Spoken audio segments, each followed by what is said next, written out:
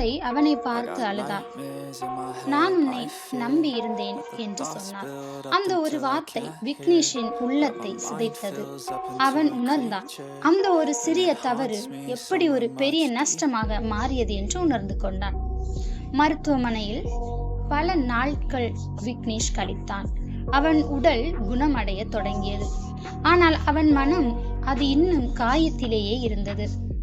அவன் முடிவெடுத்தான், இனி என் வாழ்க்கை மாற வேண்டும். என் வாழ்க்கையின் பழக்கங்களை நான் மாற்ற வேண்டும்.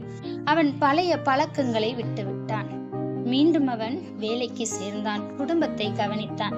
ஆனால் அவன் இழந்த நண்பனை அவனால் திரும்ப பெற முடியவில்லை. வாழ்க்கையில் சிறிய தவறுகள் கூட பெரிய விளைவுகளை தரும். ஒரு நொடி சுகம் நம் வாழ்க்கை பாதையை நிச்சயம் மாற்றலாம். நாம் எடுக்கும் ஒவ்வொரு முடிவும் நம் வாழ்க்கையை தீர்மானிக்கிறது. சரியான முடிவை தேர்வு செய்யுங்கள்.